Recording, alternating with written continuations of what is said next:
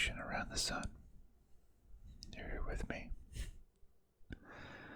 And if you're anything like me, you played quite a few games in 2022. So I'm making this video of the top 5 games that I played in 2022. This does not mean that the game came out in 2022, just that I finally got around to playing it. Some of these games did come out in 2022, others much earlier than that. But when you have a backlog as big as mine, you just pick whatever game strikes your fancy and you play it. So here is a list of all of the games that I played in 2022, split between PC and PlayStation 5, since I got that last Christmas, actually. So I've had it basically one full year at this point, and I completed 6 games on that and 15 games on PC. Additionally, there's always some games that I start and just for some reason just don't finish it. Either I'm still playing it, or I just didn't enjoy it enough to finish it, or sometimes it's a game that doesn't really have an end to it. Kind of just play forever if you want. But there's two games that I started and didn't finish on the PS5, including Demon's Souls. I got that with my new PS5, but I don't know, man. Just Dark Souls type games. They're hard and I'm a wimp, so what can I say? I don't like being stuck. I want to see progress. And then on the PC, I bet a lot of you were surprised to see Hades. That's a game that I started. And it's not there because I'm still playing it. I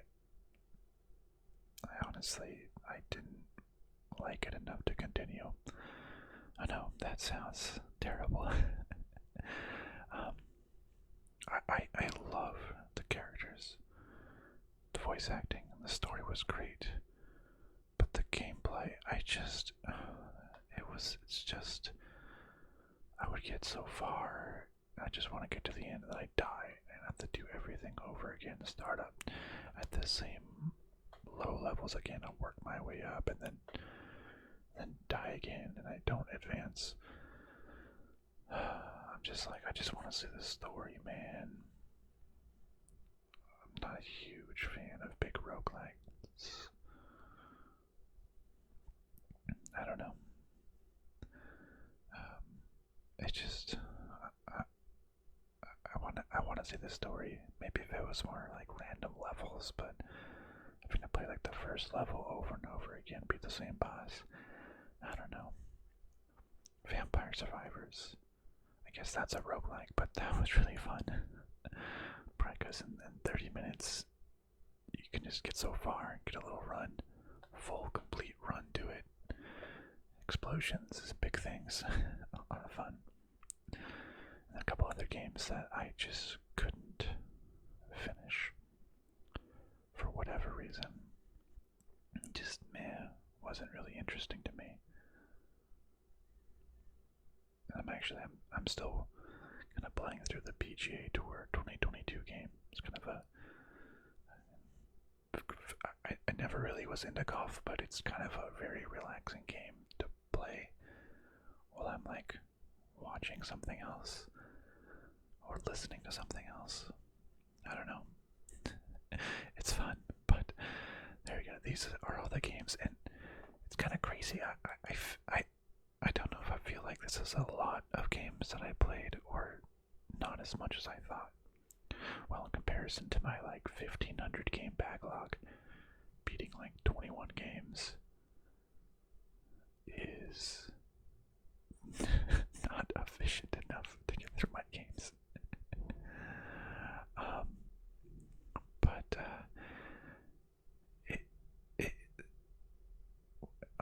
I work full time, so there's not a huge amount of time to play games.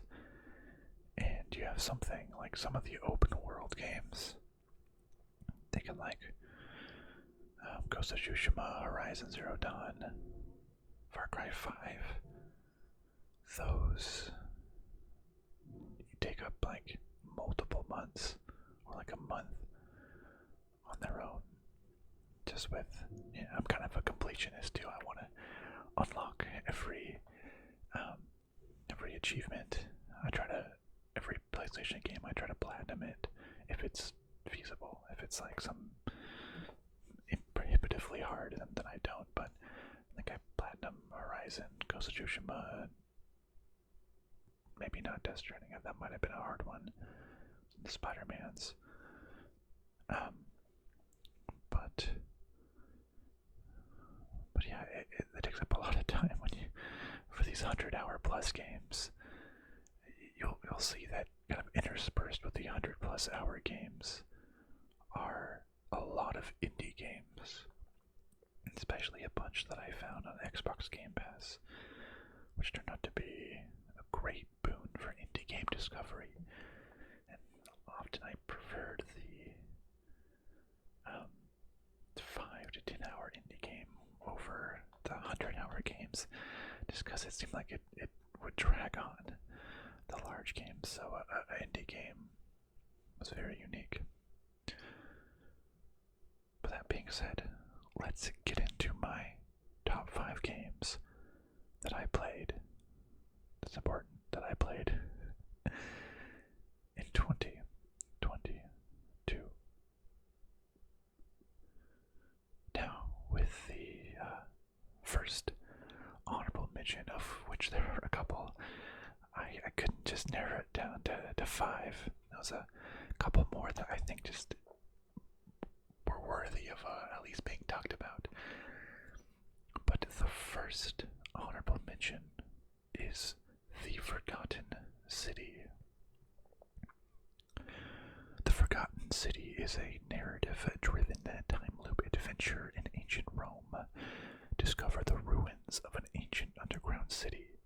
Travel 2,000 years into the past and unravel the mystery of who destroyed it by cleverly exploiting the power to wind back time.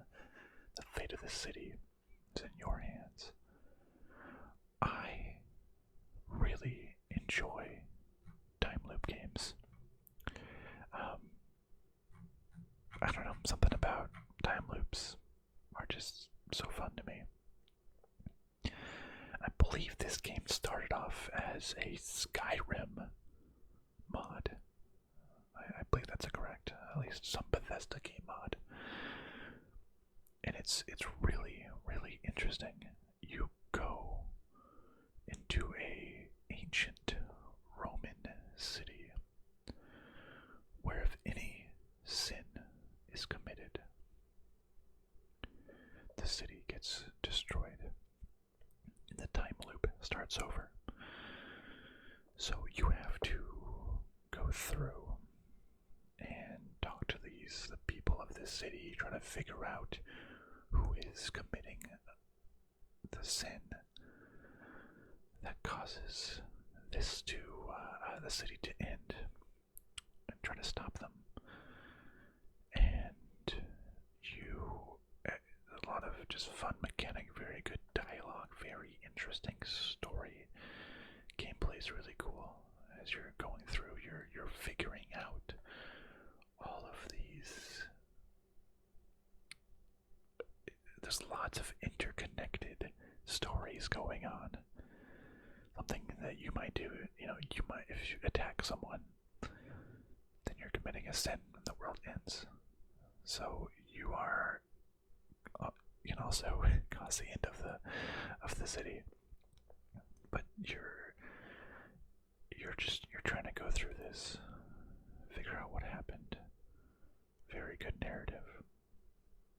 The things that you do could cause other sins or prevent some. So you're just going through here trying to save the people of the Forgotten City. I don't know if it's still on Xbox Game Pass, but man, Xbox Game Pass is a heck of a value. Played, but it's. I had so much fun with this game. It was one of those ones where I just had to play more of it. I couldn't stop. It takes maybe 10 hours or so to complete. But just on the weekend, I was like, I need to see what's going on. Wake up and play it again first thing the next morning, or at work, I would just be thinking about this and the story, and then just want to get home and play it. I think I beat it in like a couple of days, because I just want to. I just had to know. I had to know the story. I had to complete it. But ton of fun. Amazing that it came from a mod. Really great job. Has really great reviews. 94-96%. First honorable mention is the Forgotten City. The next honorable mention is Soma. From the creators of Amnesia: The Dark Descent comes Soma, a sci-fi horror game set below the waves of the Atlantic Ocean. Struggle to survive a hostile world that will make you question your very existence. Now, I am usually a wimp when it comes to horror games. Never beat the first Amnesia. I had a playthrough of Amnesia Machine for Pigs. I did for one Halloween a couple of years ago.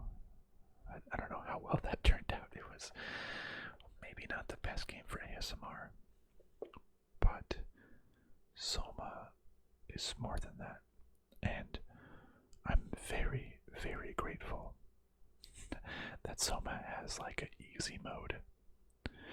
It has a game mode where the enemies won't kill you. They'll still scare you. They'll kind of just like scare you and run off instead of killing you, which it's still scary. But I would just like, I don't know, I feel like if I'd be going through this scary story and I die and I just restart, it kind of pulls me out of it. I want to be stuck in the story. But there's definitely still some scary parts, even on an easy mode. But this game really made me think about a lot of the like psychological horror is a very out with safe mode is a very apt descriptor. You wake up at this underwater base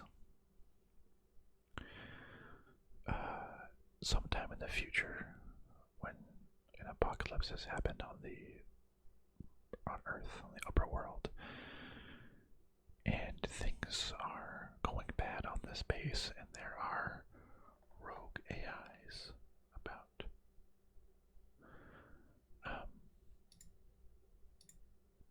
And you go through here with another a voice, someone that you're talking to, trying to figure out what happened to this base and how you can get yourself out of here.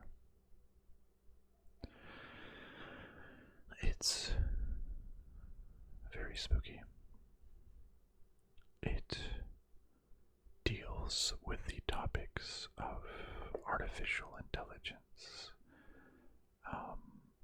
and humanity in a way, what makes someone human, and your mind and your brain and your body. Like what makes you human and what makes you a machine.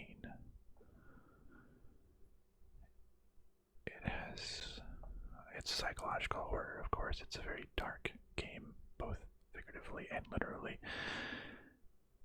But some of the implications, once you get the full picture of the game and what's going on, I was just like, oh my god. Oh my god. I just like, once I realized the breadth and the implications and the philosophical debate that it was having,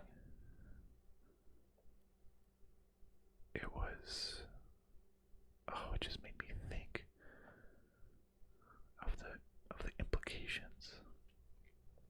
I don't want to spoil anything, obviously, but I was just like, I don't know, maybe this is the future someday. Not quite, hopefully not the killer robots, but just AIs and people. It was at the end of this game. I loved the ending of this game. It was a really good story. When it ended, I was just like, oh my god. Wow. It has really, really good ratings as well, 95%. Hey, it's from 2015, but hey, I'm not a game reviewist, professional game reviewist. I didn't play every game that came out in 2022.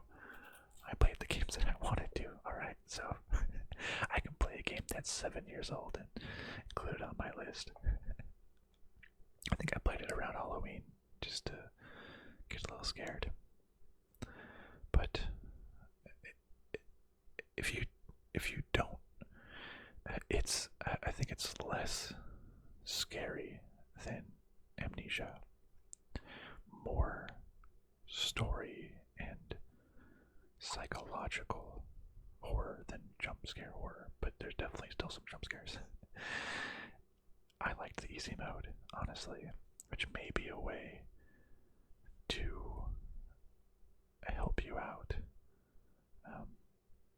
in completing this if you don't like horror games as much like me. Anyways, my second honorable mention is Soma. The third and final honorable mention is Immortality. Marissa Marcel was a film star. She made 3 movies, but none of the movies were ever released, and Marissa Marcel disappeared. An interactive trilogy from Sam Barlow, creator of Her Story. This is such a unique game. Basically, there's clips from 3 movies. It's framed as if there was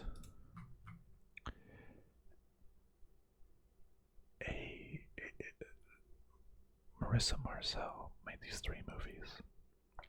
They were never released, and no one knows what happened to them until now. They were thought to be lost or destroyed until now. So basically, you have the clips from these 3 movies. Everything that was on the camera. Think of it before it was edited, so it has the bits of the movie. It has like the pre-action scenes, and post-cut scenes, and behind the scenes, and the like table readings and auditions. So it's more than just the movies. It has creation, like I said, auditions, table readings, and including the actual performances of the movie. And it's split into a large number of clips, and this is a live action video game. So there's kind of all the different clips that you could have in alphabetical order or in movie order. So it's like a table read that they're recording actual. So 3 movies, which by itself they had to sort of film. I don't think it's like a whole. I don't think there's actually like whole movies, but there's so many scenes in this game, hundreds, that they had to film. And basically, what you do, I think one of these had a good description,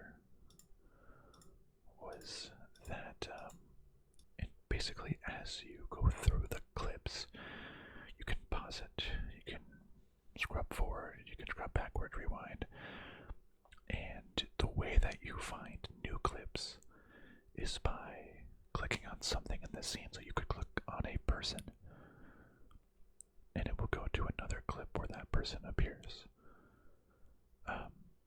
Like Marissa, she appears in 3 movies, so it could be a clip from any of the 3 movies. So, like for example, in this one, they click on her face, and it brought her to acting in another movie. You go behind the scenes, you kind of see everything happening, and at first, I was a little confused playing it. I was like, hey, what's going on here? I wasn't exactly sure. I was just getting kind of random clips out of order from these 3 movies. I didn't quite get it until the first time that I really dug into the clips more. And at certain points in certain clips, I'm trying not to spoil anything, something is revealed. That's so vague, but you see hidden scenes of something much, much larger at play than just these 3 movies. There's something going on. Something that connects everything. Something that, like I said, it just goes so much deeper and so much broader and wider around Marissa Marcel. The making of these movies, it's honestly hard to explain, and you have to see it for the first time. Once I started finding these hidden clips, that's what brought me in. That's what made me like the game. Wow. It's just so open-ended because you can find things in any directions. You can click on someone's face, or you can click on a prop. Maybe you click on like a lamp or a painting, or if someone has like a necklace, you click on the necklace and see when else it appears. But it's just, it took me a little bit, a couple hours probably. You couldn't do it. Not sure what was going on until it clicked, and I loved it. It was really enjoyable. And I suppose you can say beat the game, found out kind of the final scene, the final end of the mystery, but I could keep digging into more and more and more clips. I've absolutely not seen them all, and it's crazy how much was recorded from here. And the actor that did Marissa Marcel did a fabulous job. It was really, really amazing. But it's just,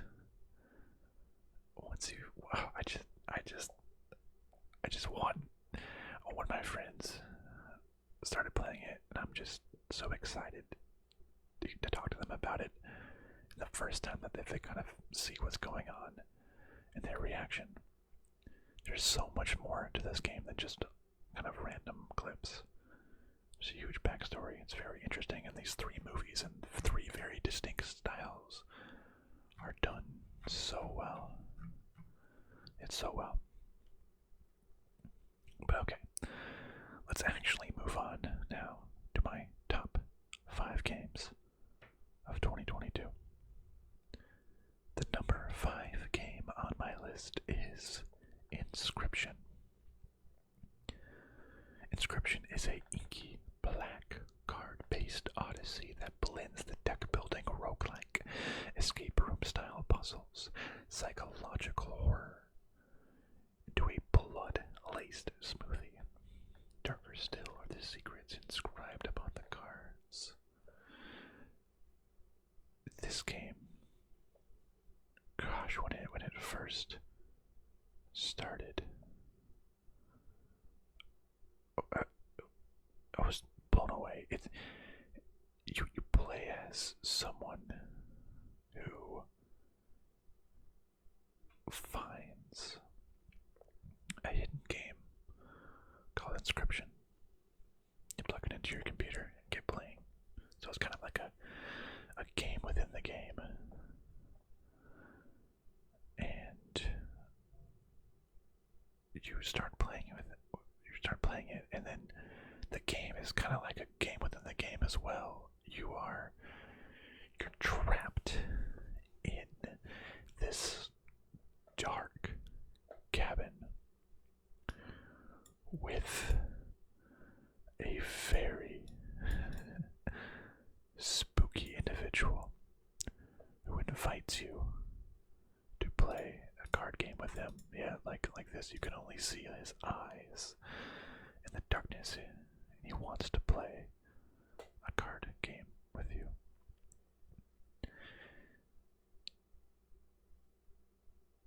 And it's honestly a really, really good card game. It's a wholly innovative card game where you play down creatures. Some need sacrifice. You can sacrifice some creatures to get more. They have different stats. And you can hit the creature in front of you or hit directly onto the person's health. It's kind of like Slay the Spire and like the map a little bit. There's different things you can like merge, sacrifice cards to give powers to other cards, and really build a deck the way that you want to. And then beyond just the card game, because you're playing the card game with this creepy guy in a cabin. So beyond the card game, you can get up from the table, and there's secrets in the cabin as well. What is going on? What is all of this? It's like it says, escape the room style. You can kind of, as you play the card game, you unlock clues or objects that you can use around the cabin. And you start to unlock more understanding of where exactly you are.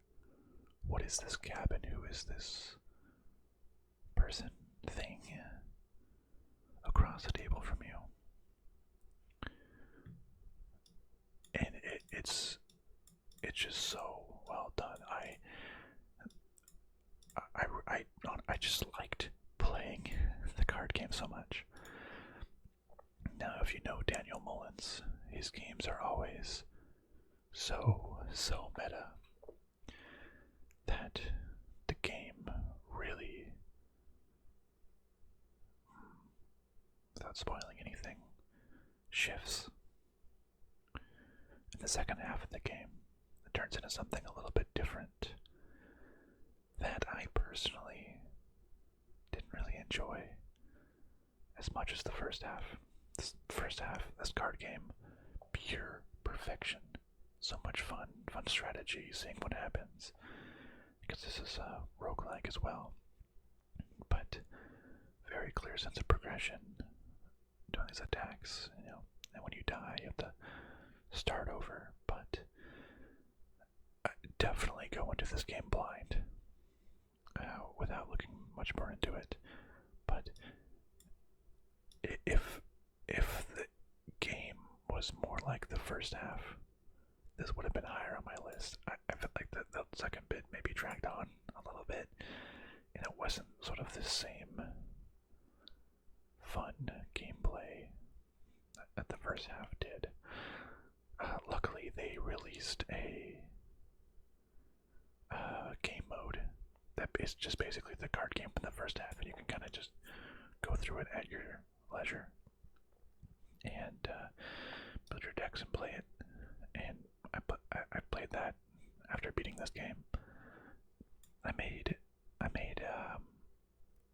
video series of like the first 6 episodes or so of this game, but then I kind of stopped in the middle of the series just because it like I said, it shifted a little bit. I was getting a little frustrated, and I didn't want to go on. It was kind of getting too long, and then away from what I really liked with the ASMR about this. But it's such a good game. I love it. Don't let what I said dissuade you. You very well may love the entire game. It's the story. I mean, it's insane. Very, very imaginative, very meta. Wow. But the first half of this game alone is like number 1 or 2 game. I love it. It was really, really good. Just that right level of spooky as well. Really, really creepy at the beginning in this cabin when you're trying to figure out what's going on. And all you see is like that dude's eyes across from you. But yes, Inscription. It's my number 5 game. The number 4 game that I played was Death Stranding, specifically the director's cut on the PlayStation 5. From legendary game creator Hideo Kojima comes a genre-defying experience, now expanded in this definitive director's cut. As Sam Bridges, your mission is to deliver hope to humanity by connecting the last survivors of a decimated America. Can you reunite the shattered world one step at a time? This was my first Hideo Kojima game. I know he's known for just wild and freaking crazy things. Ever since I saw the very first trailer for this game from, E3 or whatever it was so many years ago, I was just so curious, so enthralled at there was like the figures floating in the sky, the little baby in the bottle, and the tube thing, I forget what it's called. Just everything about this game looked insane, and it was insane. I know Hideo Kojima has just so complex, such strange games, and this was no exception. But at the same time,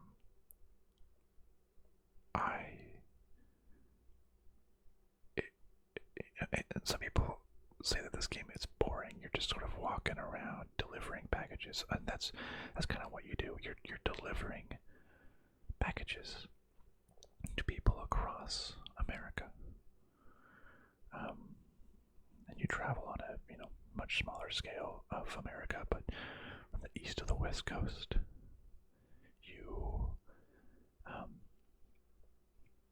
delivering packages and advancing the story. You're connecting people to the network to restore America.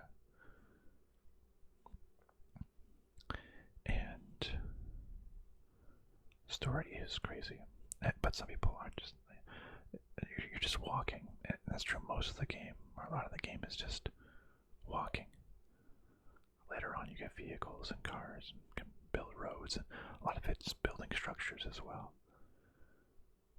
But the first bit of the game, when it just says, hey, you need to deliver something to the top of this mountain. That's all it really gives you.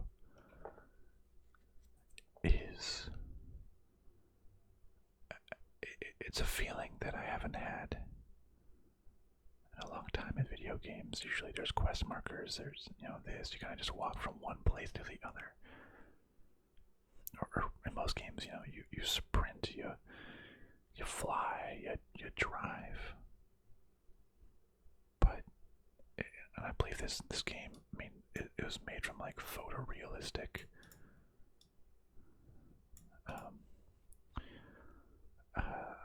like Iceland or something. I'm trying to see if, so it's beautiful. And when you're going through that, it just, I don't know, what I'm trying to say is that a game whose focus is on walking and the intricacies of walking, it's just never happened before. Now you have to pay attention to the slope, the type of terrain, what you're carrying. You have this huge backpack. The more you carry, the easier it is for you to tip over and fall.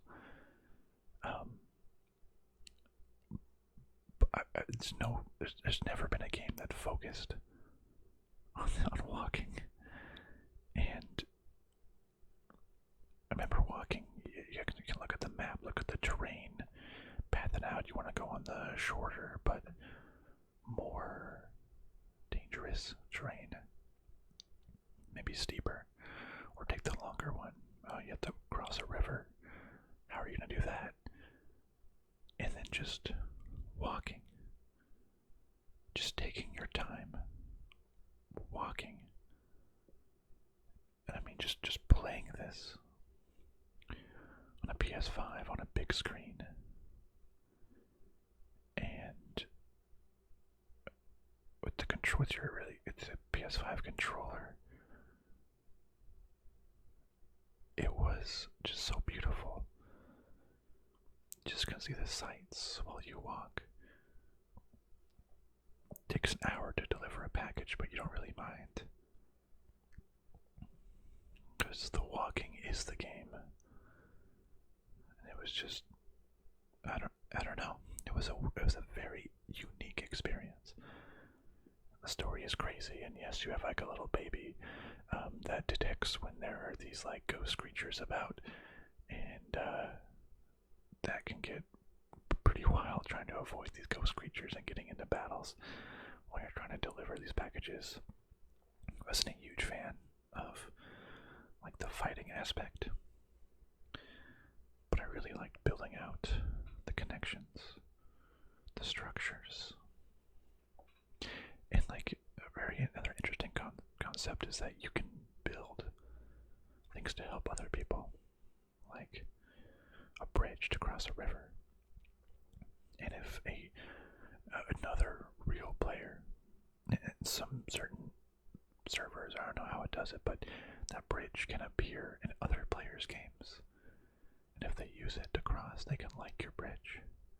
So you can get likes on your structures. So you're helping the other porters, people who are delivering packages. You're helping other people in the real world too with your structures, which is just such a very interesting concept. It was just so relaxing walking through. Sometimes stressful if you were falling. It was very difficult. But I loved delivering the packages, making bridges and stuff. The story, again, wild, absolutely wild. So many twists and turns, and Hideo Kojima has like just insane cutscenes and stuff to explain the game. I think the end of the game is like a 2-hour cutscene or something. It's like a movie almost. It's just so good, especially the opening. It has like music by like Low Roar, really good artist. Sometimes when you're just walking through, hit a certain spot and just a song starts playing, and it kind of just wraps up the atmosphere and mood so well that it just works perfectly. Everything kind of clicks. You're just walking, and you're living, you're connected, and it's just so beautiful. I loved it. Death Stranding. That's my number 4 game. Let's move on to number 3. The number 3 game on my list is Ghost of Tsushima.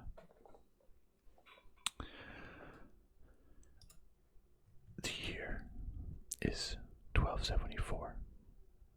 Samurai warriors are the legendary defenders of Japan until the fearsome Mongol Empire invades the island of Tsushima, wreaking havoc and conquering the local population. As one of the last surviving samurai, you rise from the ashes to fight back, but honorable tactics won't lead you to victory. You must move beyond your samurai traditions to forge a new way of fighting, the way of the ghost, as you wage an unconventional war to the freedom of Japan. This game, this open world game set in the island of Tsushima, Japan, is, I'm just going to say it, the most beautiful game that I have ever played. Ever. It was amazing. The graphics were amazing. And I made a little compilation video of just walking through the nature. The story is pretty good. There's side quests. There's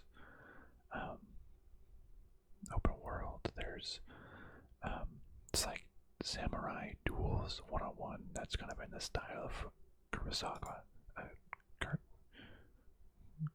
Kurosawa. Wait, what is it? Whatever, the Japanese samurai filmmaker in that style. But the game, just the sunsets and the breeze on the trees, the wind, it just makes all these flowers rustle back and forth. There's also there's not really a HUD, which I enjoyed. It wasn't just a dot telling you where to go. You were guided by spirits that pushed the wind on the leaves, so the wind would guide you. If you were lost, it would, the trees would rustle and you'd see the wind pointing you where you needed to go. And just the leaves when you walked, the leaves falling off the trees on the mountain tops as you fight the Mongol hordes. It was, oh my goodness, the most beautiful game I've ever played.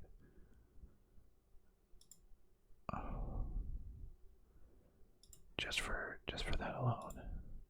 Oh, like look at these colors. Just imagine it in moving. Actually, I'm gonna pull up my YouTube video for that. There you go.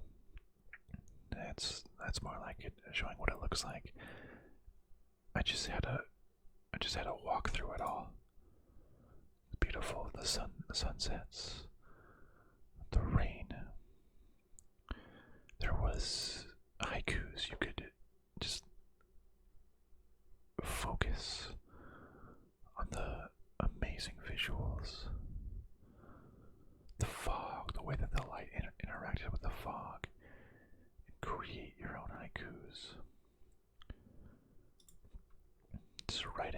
horse through the forest. Come on, internet, and just look at just the leaves flying all around you. Of course, what it looks like on YouTube is never going to look like what it does. Oh, it's stuttering. I'm trying to play it in 4K. Fine. But it's the leaves flying around you, the sounds, the stories. A lot of it was very sort of what you think about traditional samurai quests and lessons. And it was just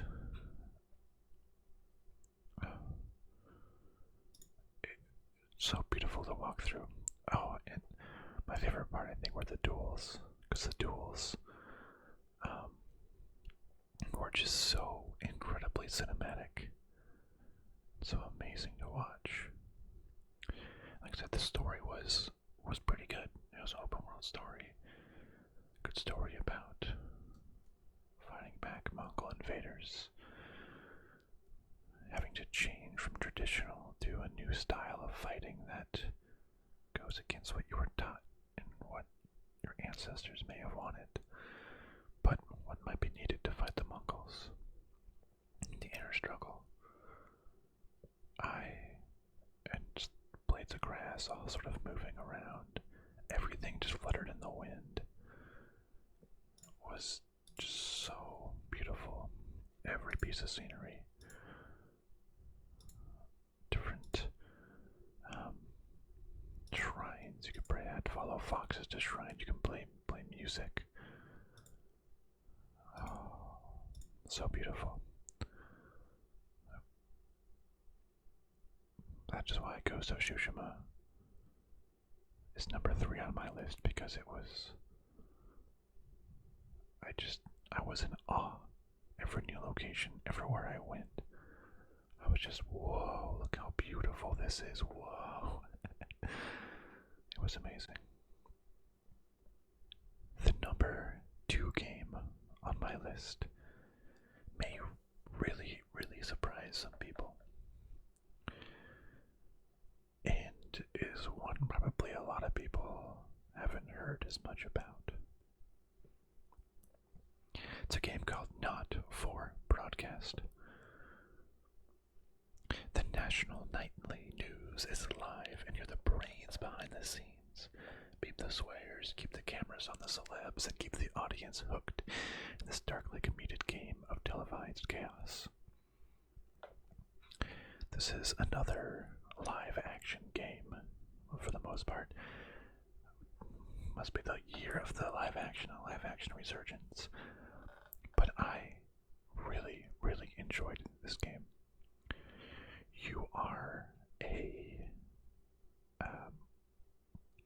what's the word? The camera director. The one that you have kind of the 4 cameras, and you kind of figure out, or you can choose what the camera's looking at all times. You can choose different pictures, what's being shown to the audience. You can bleep swear words. And the theme of it is you're in this nation where a political party just took power, and they're asking the news, maybe to show things that are more favorable to the government, and bleeping out things or hiding things that are anti-government. There's also a resistance. The resistance wants you to highlight things that are pro-resistance and censor pro-government things. And as you're going through this game, you can make these choices, and you can kind of shape the world's perception. Are you going to follow along with your boss and be pro-government, but does that also mean you get paid less? It's kind of like Papers, Please, in a sense. which I love that game, where would you do the right thing, and what is right, anyways. Do you do the right thing, but your job may be at risk.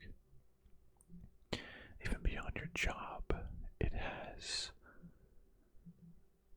your family as well. What your family thinks of you, and there's things outside of just this here. There's little narrative moments. The different days go by. This spans like a couple years worth.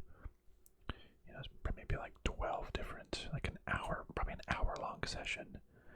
Like this segment is 9 minutes long. There's different segments, and some of the segments, it's not all government. Some are just like really, really funny, and the actors are crazy. You can pick what commercials are played, highlight. It can highlight certain things. You can play government commercials, and people will like the government more. What you do. The best part about this game is that what you do sincerely has an effect on the game.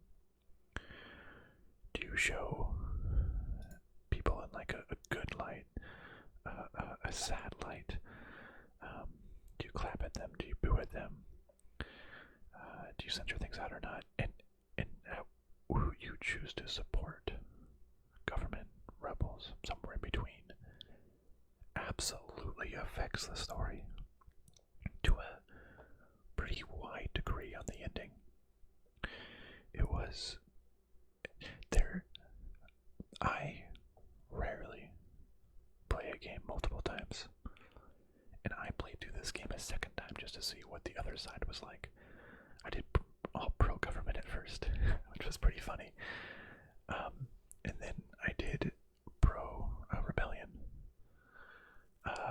just to see how it changed, and a lot of things changed. It was just so fascinating, and another just great acting from all of the actors. You really grow to like the characters because you see some of like the behind the scenes, like when the cameras start rolling. It's like, okay, we're going live in 10 seconds. Like, they're talking. You can see the background, and then there's a challenge of you going, like, as a specific scene is going on, you have to switch cameras. 1, 2, 3, 4. Let's see, is this a good? So yeah, you kind of see like make a ping pong. You can kind of all the different cameras, the different scenes. You say what people want to say. Do you censor things, and you have a rating of how well the people like you. There's crazy stuff going on. Sports matches, commercials. It's just, it feels like a, public access TV at times, national nightly news with Jeremy Donaldson, sort of this main anchor. It's just, you just learn to love them. But yeah, you can like switch the camera. It was surprisingly just so much fun. The gameplay of switching the camera and censoring certain, you have kind of a lot going on. You switch the camera, you censor things that it tells you to censor if there's any curse words. There might be like interference from like the rebels, the resistance rather, and you have to like adjust the track here on the right, the wavelength. Sometimes the things in the booth start to fall apart. And you have to fix them. There's a lot going on gameplay wise, and then a lot going on narratively wise. You can actually rewatch anything from any angle after each broadcast.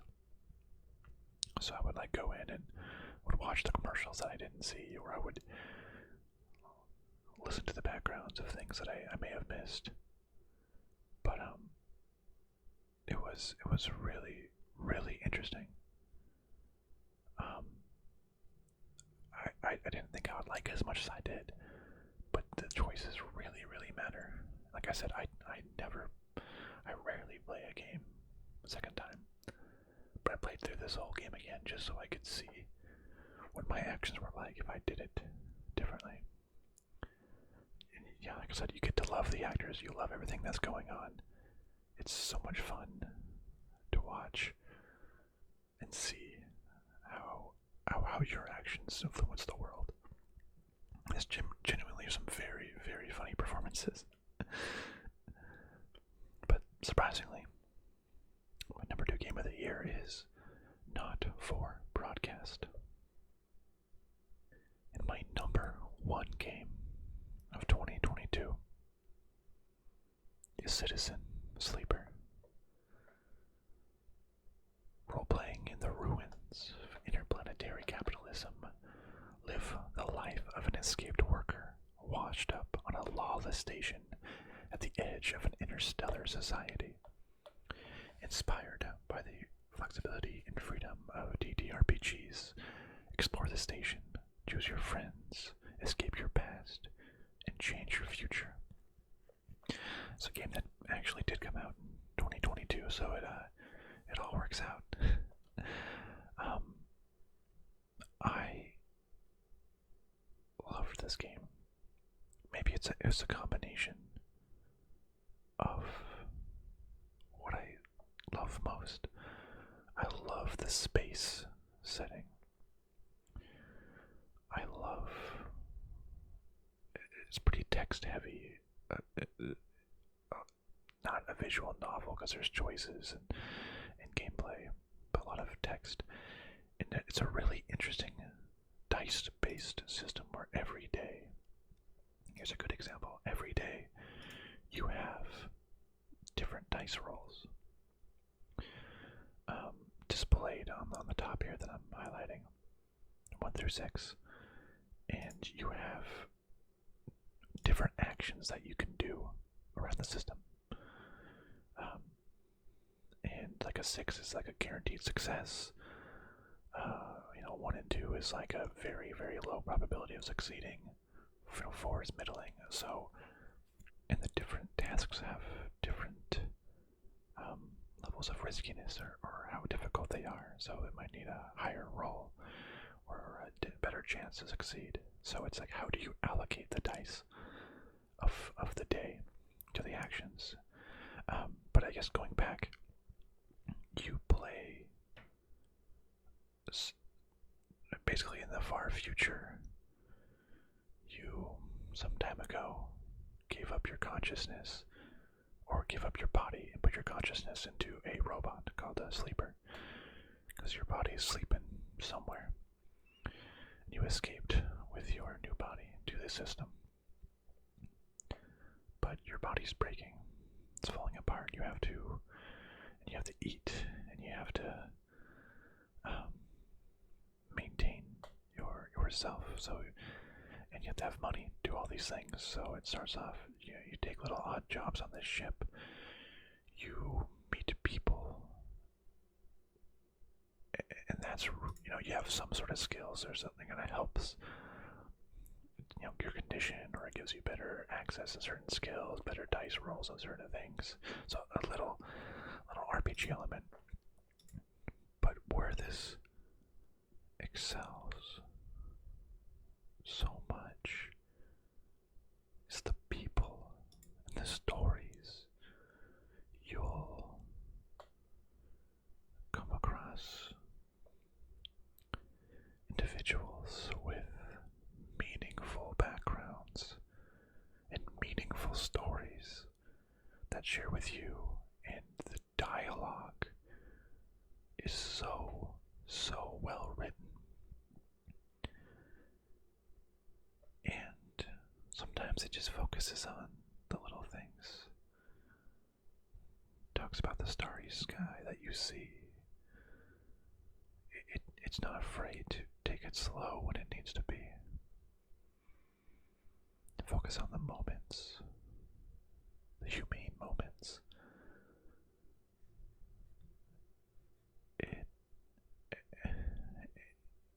And you're deciding what to do on this ship with these people that you meet. It's a game with multiple endings, depending on how you want to go. You can try to get off this ship, go somewhere new. You can get a job, working somewhere, and live your life with someone you met. You unlock more and more parts of the station.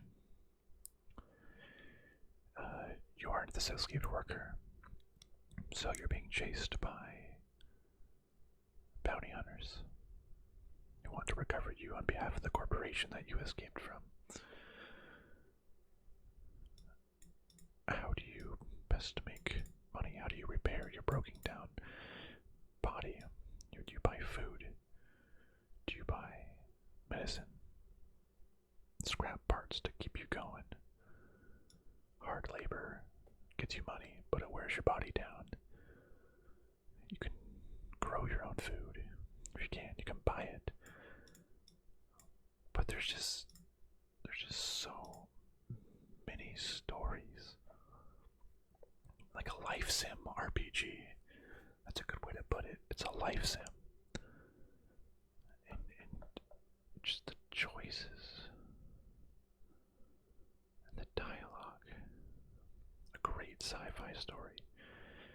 And you meet all these people, some trying to do good things for you, some people trying to do bad for you because people know that you're a robot. Are they prejudiced against you?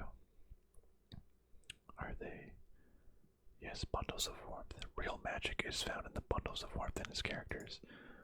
All these characters that you meet.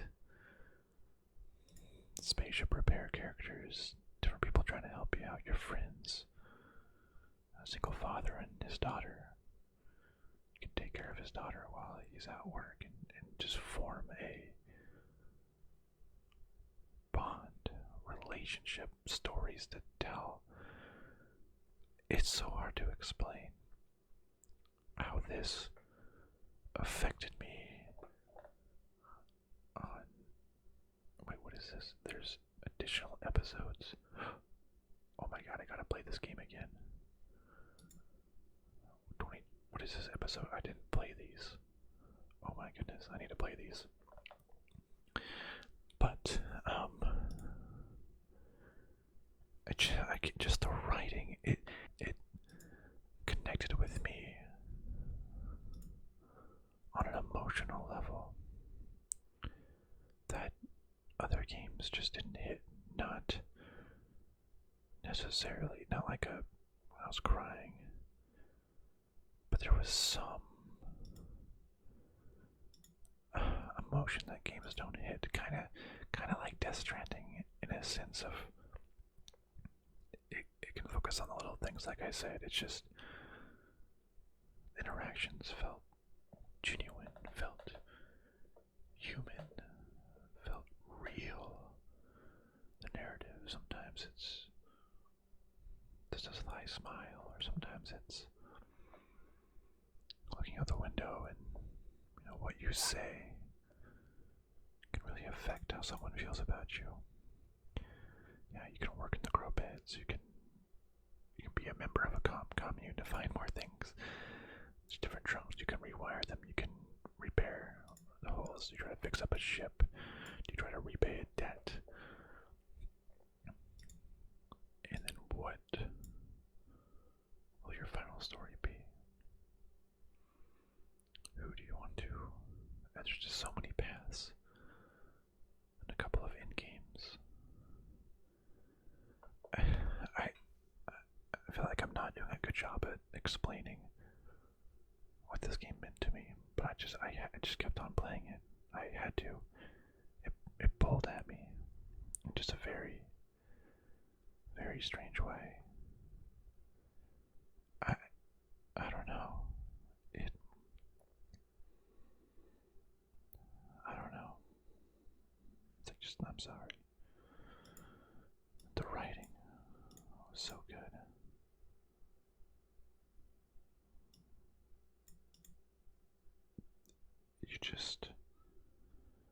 The atmosphere is so good. The near future. The gameplay is simple, but engaging. And it leaves you doesn't get in the way of the story. Tiny little bit of RPG systems, but just all these people. Who do you partner with? Who do you help?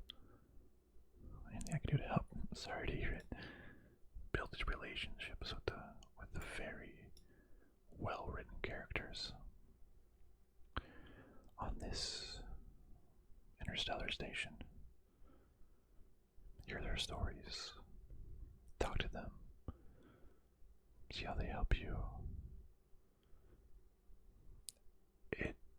It really connected with me in a certain way that's just really, really hard to describe. Just the atmosphere and the feeling of the game. Like, I don't even know how to describe it. Ennui. Is that a word? Ennui? No, not ennui. What's the word? Nostalgia? No. Like melancholy at times. Maybe. I almost feel like you're just part of something larger. There's a lot going on. You're just one character in this story.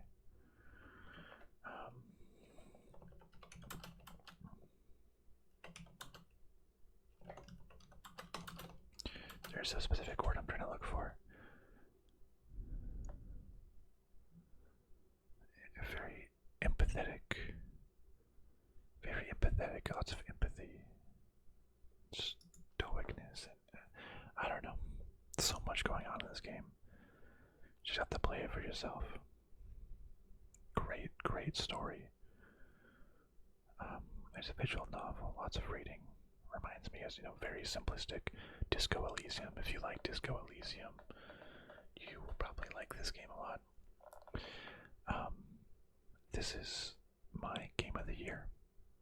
I recommend it 10-15 hours long on Xbox Game Pass. Just give it a shot. Maybe it will invoke the same hard to describe feelings, satisfaction, and I don't know, indescribable. But I really, really enjoyed it. Yep, it's my game of the year. Citizen Sleeper. Check it out. And with that, that is my top 5 games that I played in 2022. Hey, I'm already getting started on a game in 2023. Let's see what that list looks like in another year, huh? It's been really interesting actually running down every game and movie and TV show and book that I've played, watched, or read, or listened throughout the year. Seeing that list puts a lot of things in perspective and gives me good memories of what I did when I looked over my list to come up with my top 5 games here. It evoked a lot of really good memories. I think Citizen Sleeper I played in like February, and it's 2023 now. It was really fun. I would recommend doing that, just so you can see what you accomplished. And you know what? I'll be honest. My books read in 2022, I think it was blank. And I felt bad about that for a while. But accomplishment can be in many different ways. Some people, say reading, it's a big accomplishment. Every book you read, I read 20 books this year. Say some people, right? But accomplishment to me can be beating a very, very good game. Like a game like Citizen Sleeper. It's almost like an interactive book. Honestly, probably more thought went into completing a lot of video games. And does reading a book, maybe just as much, if not more, reading is involved in some of these games, like Disco Elysium. So I think beating a game is just as an accomplishment as reading a book. You're getting a story. So I was a little sad. I didn't read any books, but I accomplished things in other ways. And so can you. It's not about reading a book. Whatever you want could be an accomplishment. Playing games and beating them could be accomplishments. Sometimes just getting out of bed is an accomplishment. So write down all your accomplishments. Write down everything that you did. Write down what you completed. And look back at the end of the year and see what you accomplished. And I'm proud of all the games that I accomplished and all the stories that these video games allowed me to partake in, all the worlds that I traveled to. I accomplished a lot through the amazing medium of video games. I'm looking forward to 2023 to explore some more and to accomplish more. I look forward to see what we can accomplish together in 2023. I'll see you then, my friends.